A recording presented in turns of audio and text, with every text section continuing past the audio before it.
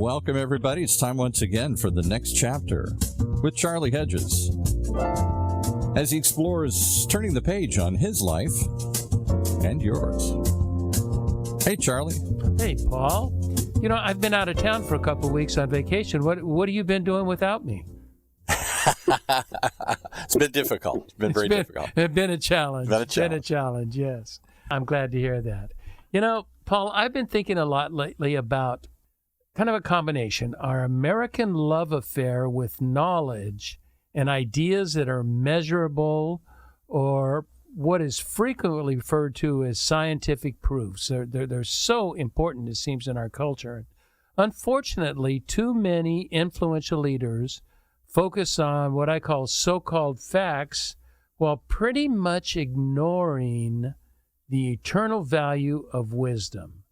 Today, I'm looking forward to chatting with Terry about the place of wisdom in our everyday life, sort of lessons learned from a couple of guys that have spent a few decades on this planet. Now, Terry Hershey, as most of you know, is our most regular guest.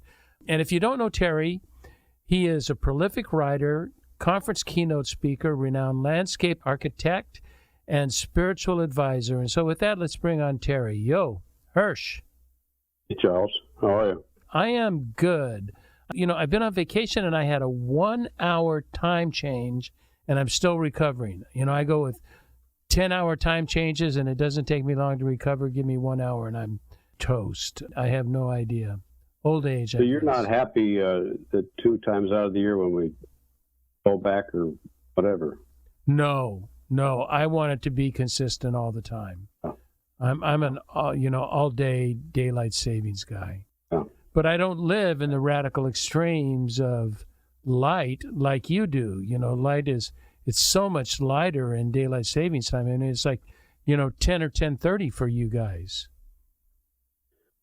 It's 10, close to 10. Well, yeah. Alaska was 10:30 when we were in Alaska. Yeah, Alaska would be 10:30, 11, and then, but in the wintertime, it's 4:15 and it's dark. Yeah, no, not me. Give me the light. Give me the light. Let my light shine, Hershey, as you would say. Spill it into the world. Well, I'll tell you right now, if you want to live someplace weather-wise in the United States, this is the place to live right now. Yeah, if you like cold.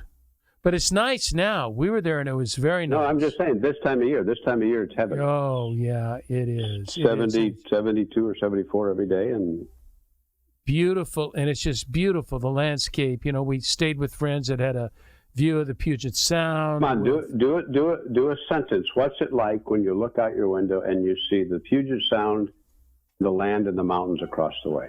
Well, it's awesome. But you know what I found, Terry? And this has nothing to do with what we're talking about today, but you know what I found? The very first day I saw their view, I was enamored. The second day, I was less than half enamored. And I wonder, does it just get regular where you don't even notice that you have a spectacular view?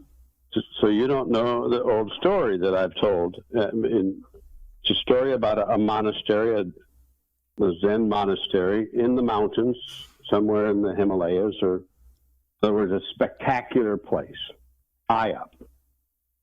And so their view is 360. And in a monastery, you live in a meditative state. In other words, you see the sacred in all of that. And what they realized was because that was a 360 view, it became sort of... you just don't notice it. It's habitual. So this monastery built a wall around the monastery, and then they had a few places where there were windows you could stop and see the view. Terry, I've been to places like that have blocked the view with walls and then put windows that look like paintings. They look like art forms. They're spectacular. They draw your attention to what you wouldn't ordinarily see. All they wanted was giving someone the permission or invitation to stop, which is that's all about. And that sort of leads into what I want to talk about today, about permission to stop, permission to reflect, permission to contemplate. And I want to chat about, when I told you what I was going to chat about, your first comment was, well, what are we going to say? Well, we will see, because I'd like to chat today about wisdom, but wisdom is opposed to our American love affair with knowledge-based decision-making. Now, wisdom certainly includes knowledge, but goes much further. I read this and I liked it. Wisdom is the ability to contemplate and act thoughtfully using knowledge, experience, understanding, and compassion. And I think the idea of acting thoughtfully is something that we are not taught to do, and it is not as habitual as we would like. And I think wisdom is the personal acceptance and integration that relies on a set of preconceived values that we over time have made a part of our deepest nature. And I kind of want to talk about wisdom and the incorporation into who we are. It's much like your thought, Terry, on authenticity. Does any of that so far ring with you? Yeah, because the bigger picture, the framework of that is that what you're saying about wisdom is that wisdom requires a paradigm shift in terms of how we measure. Yes. In other words, and so how we measure determines where we tether our identity and our value, and that determines how we see the world. So, for example, if I tether, I weigh and measure, Rabbi Abram Heschel, right, said the higher goal of spiritual living is not to amass a wealth of information, to face sacred moments. To face and embrace, and let them become. In other words, it's become part to of be you. Here, to be grounded here. Yes. And so the paradigm, and so a lot of it is getting to ask, what paradigm have I been living with? You talked about having enough information. I forget what you used for that paradigm, but it's the same with a world we live in where efficiency is supposed to be the paradigm, prioritized over being present, wonder, or noticing. And it's all hung up on productivity. Efficiency is. Just think of the medical system, and it's so hard for the medical people now because now efficiency drives the symptom, and we want to heal people. So now we're talking wisdom in some way because we want to be available, but our systems are at odds with that. Absolutely. In other words, because they're interested. Say we want that, but the system doesn't allow that. And the system has a whole different objective than healing. Correct. Yeah, the system. So I was thinking, as I'm running through my head, I was thinking wisdom. I was wondering whether I've done any writing about wisdom. And I remember a story I did in Sabbath Moment about there's a older, let's call her a wise woman. Okay, here we go. A wise woman. She's traveling the mountains, and she sees a stream, and there's a stone, a very precious, valuable stone. And so she picks it up, and the next day in her travels, she meets another traveler who's hungry and needy. And so the woman, wise woman, she's going to share her food. No problem. Opens her bag. The hungry traveler sees this stone and says, "Oh my God!" So says to the woman, "Can I have the stone instead?" She says, "Sure, it is. It's your stone." So the guy's leaving, and I'm in heaven now. I've got this precious, it's worth enough for security for a lifetime. And then a few days later, he hunts her down. Says, "I've been thinking, I know how valuable the stone is. I want to give it back to you because I'd like something that's even more precious than the stone. I want to know what you have that allowed you to give this to me in the first place." Ah, isn't that beautiful? It sort of goes hand in hand with a definition that I found that I like this, and it's a comparison between the wise person and the fool, which is typical in wisdom literature, especially in biblical wisdom literature. Solomon and in the Apocrypha, the wisdom of Solomon, and it goes something like this: The wise person operates according to values and understanding, and the unwise or the fool is driven by impulse or the influence of external forces that enhance temporal needs, not long-term needs. No, so now we're talking. So in other words, we're driven because our identity is not tethered. Our identity is not grounded. In other words, we're owned by something other than ourselves. And what would that be, Terry? Well, if I have a fragile ego, I'm going to react to everything. I'm going to be in pursuit of something I think I don't have. Because I don't believe, my answer is the title of one of my books. So this part of your podcast is brought to you by one of my books called The Gift of Enough. Don't believe in the gift of enough. That is so true. And you sort of segued into the direction I really would like to kind of land on for the remainder of the podcast, which I am very into this idea, and I have no idea what you think of it. So this could be a fascinating conversation, and it could be a 2-minute conversation. But I believe this, that first we must understand that wisdom begins with a personal choice. Wisdom does not happen without you attempting to access it. And I put it this way, you either live reactively or you live according to what you value.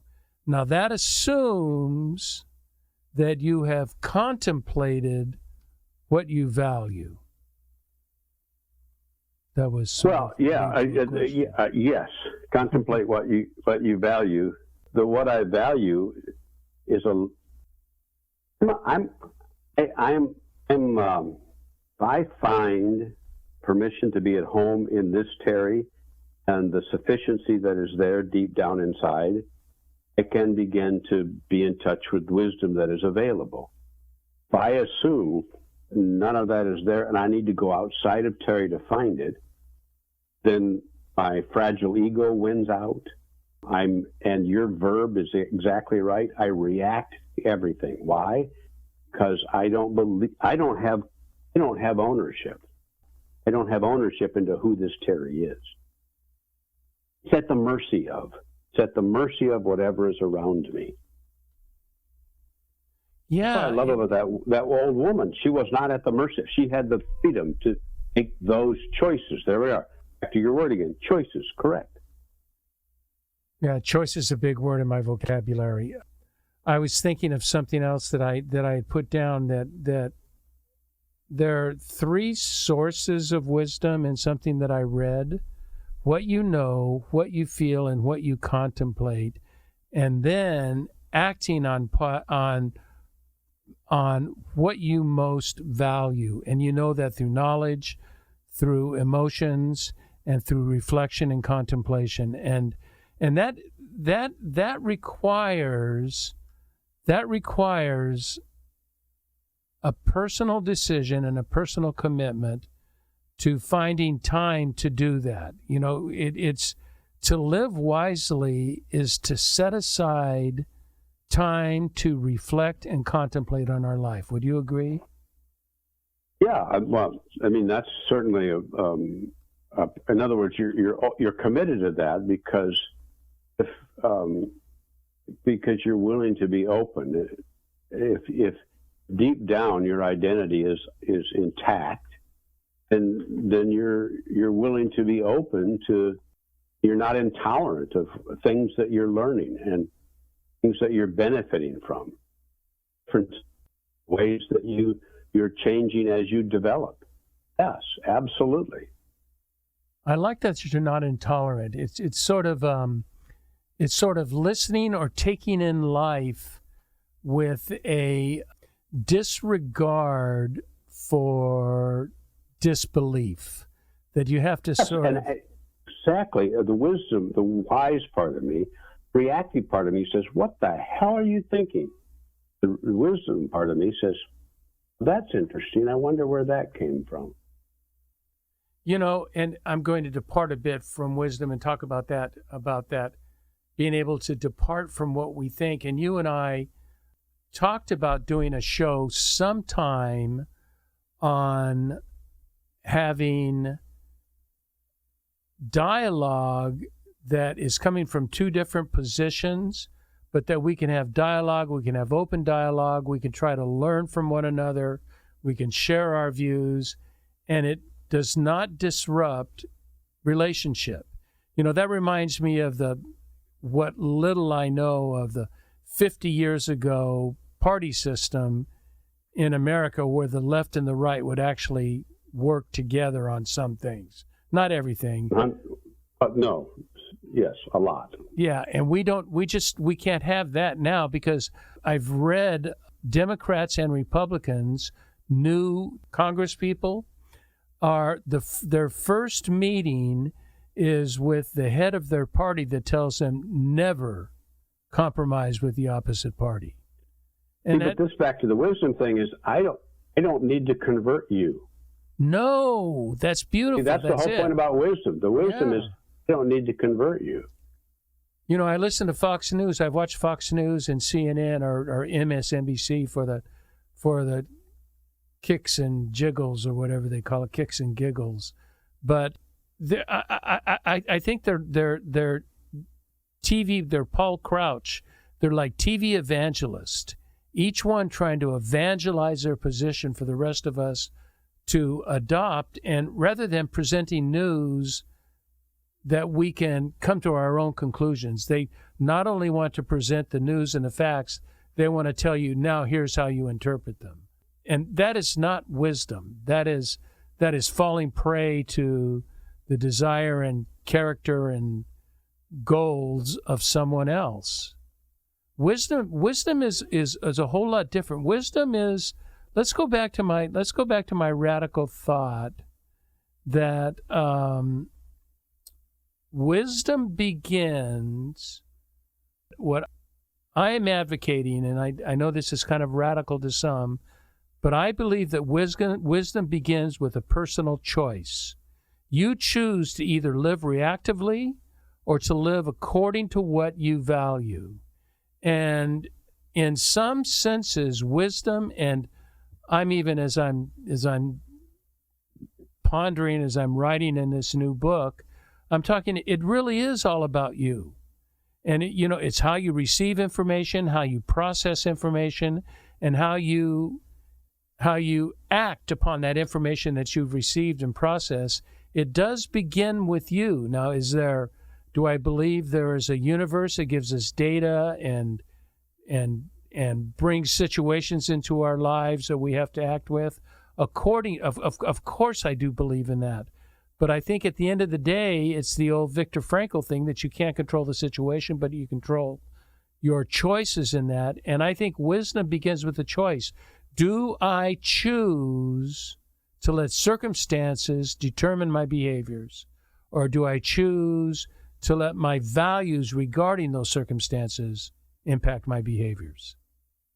So, given that way of looking at it, when you're in that place and you're not reacting, what is the soil that grows the values that you tether yourself to? Where do those come from? Yeah, that's I've got a chapter in my book that I want to write. I don't know if you're familiar with the title, but I want to call it Soul Gardening. And that is tendering the soil. Do we have Actually, it's the dirt. My whole thing is it's the dirt that matters. That is exactly what you're saying. Okay, I'm going to choose, but I can't choose what to grow unless I have the dirt. Unless you nurture that soil. That's your values thing. Yeah. How do you, the wise people, for example, that old woman that gave that away, what enabled her to have those values? What predicated those values? This is what I was thinking about, what predicates those values. And it's about personal choice, and that fits right in line with what you're saying. The first thing, we have three choices that are going to determine, do we act wisely or reactively? One is, how do we receive what life offers? what kind of soil do we have? How have we prepared our soil? Do we have, in the terms of the gospel metaphor that is really good, do we have hard soil that new seeds just fall and wash away, or if we have weedy soil, or have we taken care of that soil so that it leads us to openness, not simply to support what we already believe, because supporting what we already believe is not really learning anything. So it's receiving what life offers. It's in how do we process that input that we've gotten. We see what works, what doesn't work, what is healthy, what is good for myself, what is good for my family, what is good for my society, because I'm a cultural, social being, not social in friendships, but in society. I'm social in friendships, but also social in society. And thirdly, how we act on that, how we receive input, how we process input, and then how we act accordingly. And I think that receiving and that process, that's that internal part of us that is so critical that until I started doing contemplative prayer, I don't know, I spent as much time reflecting as I do now. Yes. Okay. I'm listening. And because me, Charlie, as a speaker, I have to dial it down so I can give it as a speech. And so. Okay, give what I said as a speech. How do we receive what life offers? 3 points. As you know, a good preacher has 3 points to every sermon. And here's from what you've just said, here's your 3 points. The first is openness. Right. Am I available? Right. Am I open? Am I willing to learn? Am I willing to even adjust the soil? The process part is interesting because for me, the process part, the word I would use there is humility. There's no need for you to brag about who you are. In other words, the ego is not something at stake now because of the first one. You don't need to be somebody you're not. And so that enables you to process. You're not shut down.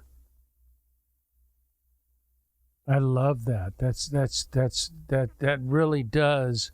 And if you're not shut down, then your third point is you're available, embrace empathy and mercy in a world that needs both.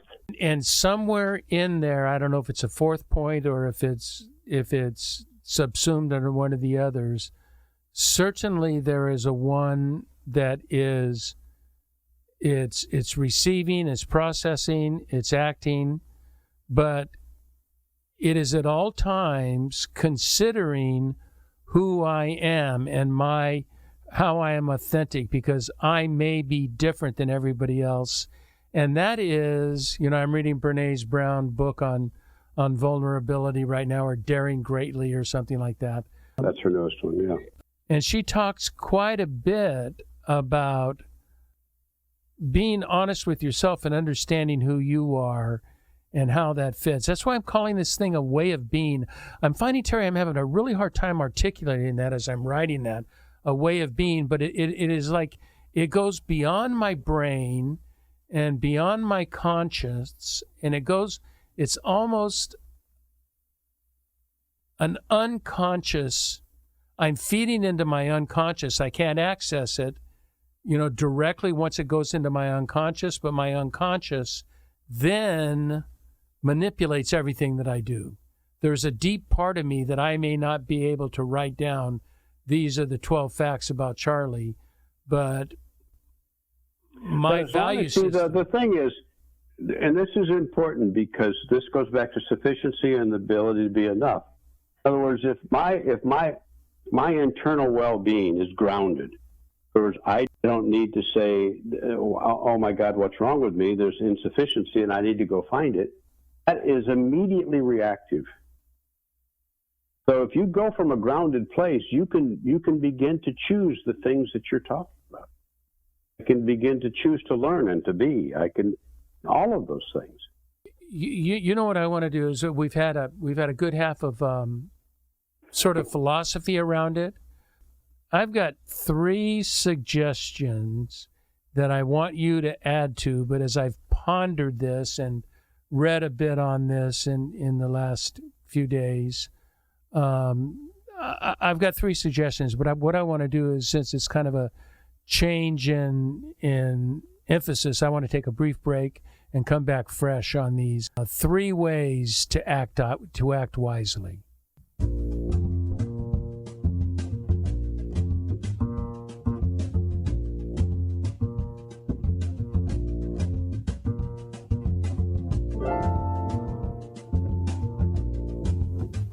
Hi there, this is Charlie Hedges, and you are listening to the next chapter as I chat with my good friend Terry Hershey, and we are talking about reactive, impulsive living as opposed to wise living, which has a great deal to do with values, personally deep-held values, and trying to maintain some kind of authenticity to that without the pressure of society and all of the voices hammering at us that if we don't believe this, we're less than. And Terry is so strong on that, we are enough. I love that. But, so much of what's going on in the media and going on in our information is that we are less than, and unless we catch up to what they're preaching, we're not worthy. And I like the values. I like values, contemplation, reflection, owning, making these part of my eternal character, nature, and then living on them. Do you have any comments on that before I go on, Terry? Go for it. Okay. The owning, simply that. It's an affirmation of I own it. In other words, it's not outside of me. Oh no! It is a critical part of inside of me. If I recognize it, if I nurture it, if I have the soil to receive it, and I have the capability of nurturing it. Otherwise, it just goes, in one ear and out the other. Well, yeah. If I don't own it, I'm back to the reactive, because it's all if only I should. And the word should. I mean, it all comes in there. Oh, man, I was just talking to a friend in Africa that I coach, that she's owns a marketing company, and I work with her, and the business arena is quite different in Uganda than it is here. But she had I must do and I should do. We spent an hour unpacking must and should. Just say, and I'm bad. It's just, these are just not healthy ways of living.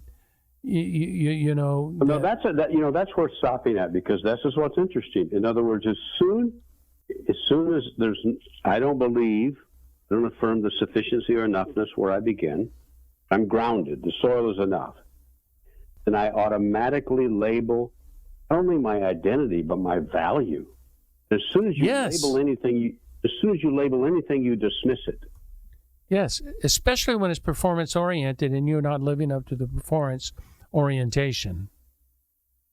Exactly, because as soon as it's about performance, it's not about presence.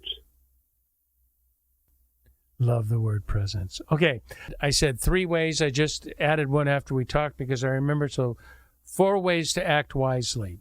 We've kind of covered a bit, but I think the first step to wisdom is to know yourself. And it's knowing your strengths, your limitations, knowing your history of experience, and trying to put all that together to determine what is me internally, my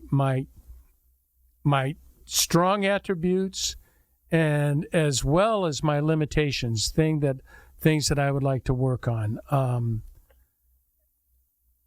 How is it that we can, I use Scripture as my compass to help me understand knowing myself.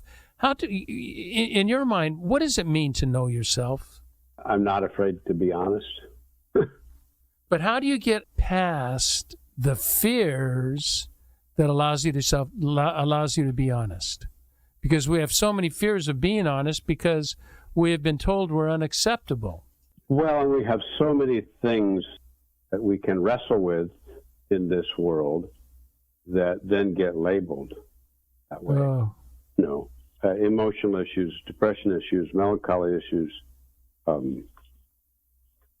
diagnoses of all kinds.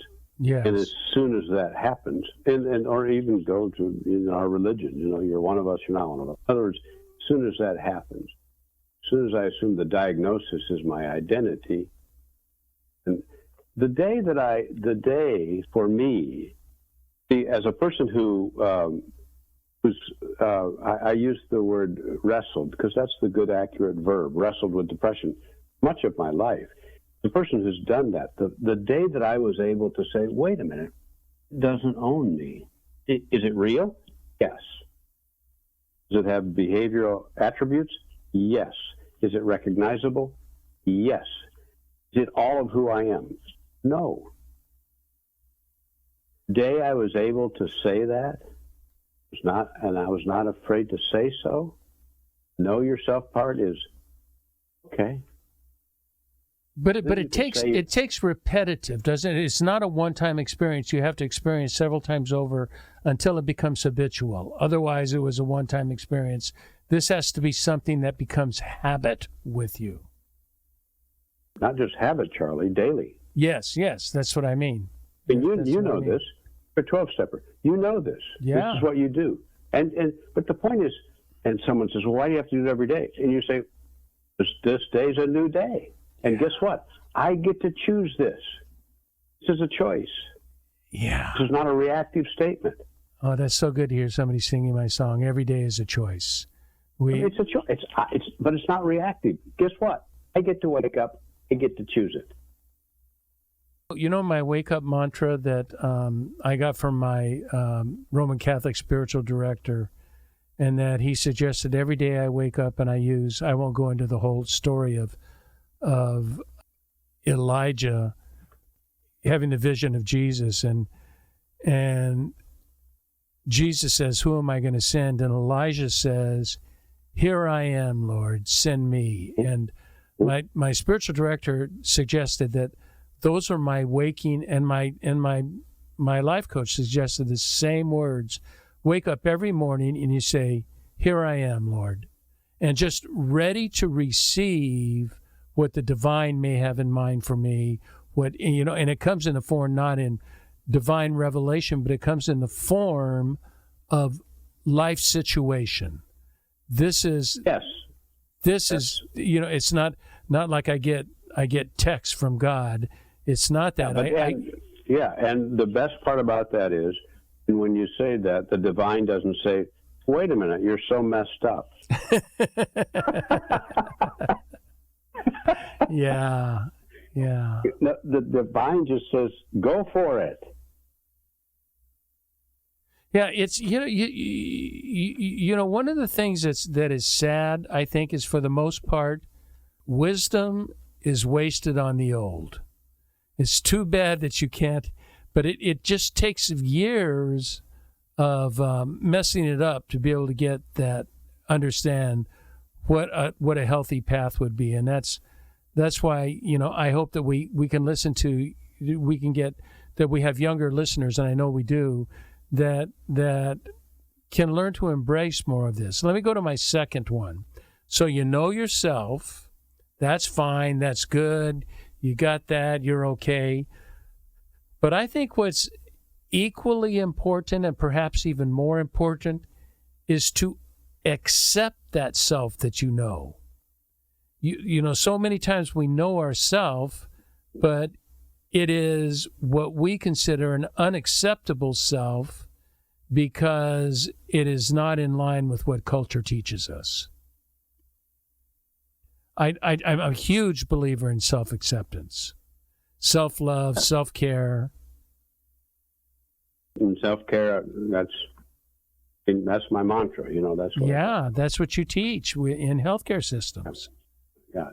How do we get to accept ourselves when we are taught by society and by religion that you are deeply flawed?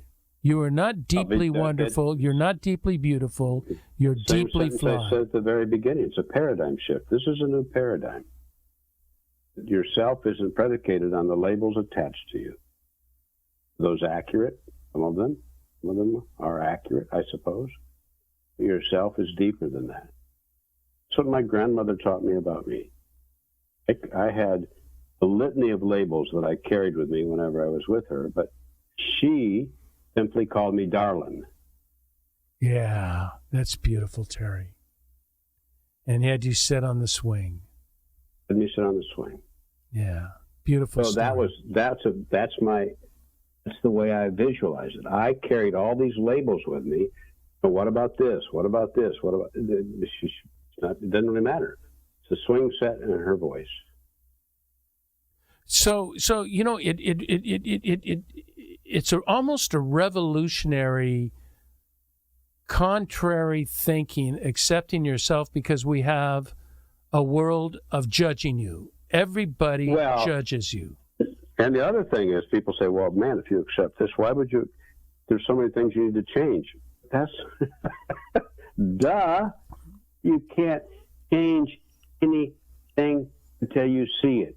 You can't see anything until you love it. You can't love anything until you know it. There you go. You know, there's an old, I think it may be even Augustinian, but I'm not sure. The quote is, "The heart cannot delight in what the mind rejects as false." And if you keep rejecting all of this as false, then you can't embrace it. You can't engage in it, because it is formed, even though it feels right, it is interpreted as incorrect by others. That leads me into my third point. And my third point is, you know, these are all very related, so they're just sort of, you know, saying the same thing in a couple of different ways. But I like this one that I read, and that you need to think for yourself and avoid thinking like the crowds. And we live in a group identity culture that we are, you know, part of one group, whether it be left, right, our ethnic, our religious beliefs, and those are all groups that's crowd thinking. That's not thinking for yourself. And I think this is a big difficult thing to do, because when you think for yourself, you're going to experience a lot of rejection. You cannot make other people happy thinking for yourself. Well, my thing with a lot of people is simply just to start with that question: what do you think? And a lot of people, what do you mean? What do you mean? Because I just read a book. I just had to look for it. It's called The Chaos Machine. It's about reality of algorithms and what algorithms have done to us. Because algorithms is about groupthink, 100%. And if we're on social media, the algorithms connect us with other people who, quote, think like we are supposed to be thinking. In other words, so there's the algorithms. There's no space for asking the question, what do you think? And are you even aware of asking that question? Because I don't think we're even made aware of asking that. That's even an alternative. That's the paradigm shift again. We're not. See, the paradigm shift is start with what do you think, as opposed to here's the lane you're in. Are you in it or not? And you're thinking, whoa, I'm already in the lane. Yeah. It reminds me of something, you know, you remember Timmons back in the 80s and early 90s, the minister that I worked for at the large church. And he used to have a saying that I think still applies today. You know, it's just, you know, he's trying to draw attention to his statements, but I think there's something about it. And he would say 5% of the people think, 15% of the people think they think, and 80% of the people would rather die than think. And what he was just saying is that we live in a culture of adopters. We live in a culture that has their egos and self-regard has been so broken down, and they are thriving for acceptance from other people, or not thriving on it, but desiring acceptance from other people, that they're not only are they afraid to think for themselves, but they don't even know it's possible. Yeah. I don't know anything about percentages. I mean, I'd be... Yeah. I know. I'd be the guy to stand up in the congregation and say, makes you say that?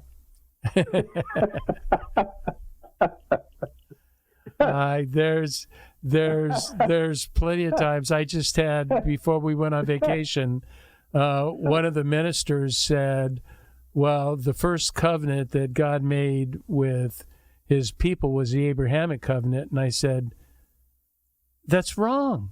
How do you say that? You're a minister. You studied Scripture. Don't you know the Noahic covenant? I mean, we have a rainbow to remind us of the covenant. I mean, how can you possibly, so I wanted to stand up and say, you're nuts, but I didn't do it, although half of them would expect me to do. That would be a great podcast for me and you to do one day is, what are the times in all of your church services where you've wanted to stand up and say, they're nuts? Yeah. Way too many times. So my last one is this. And again, you can see they're all interrelated. But truly be open to seek understanding regarding what you don't currently understand. And that is where you and I think, have a very healthy relationship in that we have sort of not so much personal values, but social values that are that differ. But I know I don't understand where you're coming from all the time, and you don't understand where I'm coming from. And we may have heated debates, but there is certainly open, tell me what you're thinking. I love the way you're challenged, and this does have something to do with wisdom. And that, as I was talking about political policies, you challenged me to say, okay, you say you don't like this guy's behavior, but you like his policies. Name them. And I couldn't. And so you forced me to go through and evaluate the policies of other people and to articulate my own either policies or beliefs that I think should be going on in the United States government. That was so helpful because that helped me understand, or at least seek to understand, what I didn't understand. And now we can have a conversation about those, which is great. But my response to the last one, the open to seek one, your fourth one, is because my ego's not at stake here. You don't need to win. Whoa. That's almost the title of the show. That's a great statement. The ego is not at stake, is it? This is not about wisdom. This is not about wisdom. It's not about winning. Definition. The ego is not at stake here. Right. That's, Terry, that's really, really well stated, that this is not the small self, as we talk about in the contemplative tradition, the small self and the larger self. The small self is all about self-protection. It's that's good. I like that. Yeah, that's exactly it. Yeah. So wisdom is a value system that you have consciously endorsed. You have consciously eaten the manna to where it becomes part of your inner being, part of who you are. And then it's just a matter of saying, when you make a big decision, saying, does that represent me or does that represent my ego? If you work on just being grounded, it just spills that way. And you look back and you say, oh, that was wise. Well, let's wrap it up with that. And what do you mean by being grounded? I think that's a very important word, but it's also rambles off our tongues very easily. So tell me the places and spaces where you are affirmed for being this you. The sufficiency and the enough. Do you want to know my genuine answer on that? Yes. Self-affirmation. I rarely get it from other people because it runs contradictory to what most people think. So I can look like an outlier. I can look like somebody who doesn't fall into line with what everybody else is thinking. So it's not always, there is this thing of being ready for rejection, because it is not always accepted by others, but it is accepted by me, and I can live with myself. It doesn't mean I don't face the pain, doesn't mean I don't like rejection, but I don't like going against my core more than I don't like rejection. When I ask that question of anyone, the answer is going to be uniquely different for every person, but a lot of people get asked it. Come back to, and I'll wrap it up, we come back to, as we take a look at all of this, is I have this strong belief of late that I'm writing on, that it is all about you. People say your life is not about you. Well, that's just wrong. Your life is all about you and the choices you make. Are you impacted, influenced by other people, by situations, by the universe, by the divine? Absolutely, you have all of that input. That's why we talked about, nurturing your soil. We have all of that input that goes into the soil, but we at the end of the day have the choice of what we're going to do with that. I like choice. Okay, my friend, it's always chatting with you. It was fun. Tell everybody we saw each other over the weekend for a brief time, and it was delightful to see you. And Nancy, love Nancy to death. Well, maybe not to death. I love her a lot, and it's so delight to be with you guys. Thanks for being on the show, Hersh. Appreciate it, Charles. Okay, man. I want to thank our listeners for tuning into the next chapter with Charlie. Until next, this is Charlie Hedges signing off. Bye for now.